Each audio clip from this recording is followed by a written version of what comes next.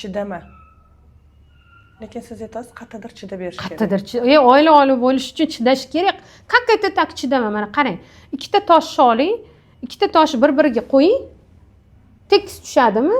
Yo'q, tekis tushmaydi. Tosh mana bunday qilsangiz, keyin bir-biriga bundoq qo'ysangiz tekis tushadigan bo'ladi, to'g'rimi? Tosh misolida oladigan bo'lsak. Ikkita inson formirovatsiya qilgan shaxs sifatida bu o'zini muhitida, u o'zini muhitida. Uni tushunib olguncha, не то что 5 yil, kimgadir 10 yil ketadi.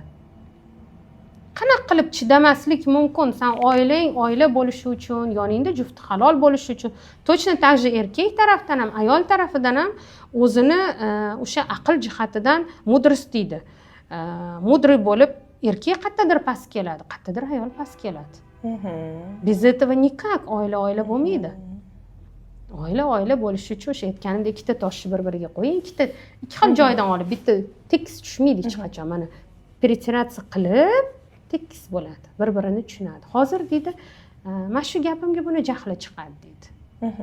O'sha gapirmay qo'ya qolaman. Qayerdadir pramolchat qilib ketadi, joyi kelganda gapiradi.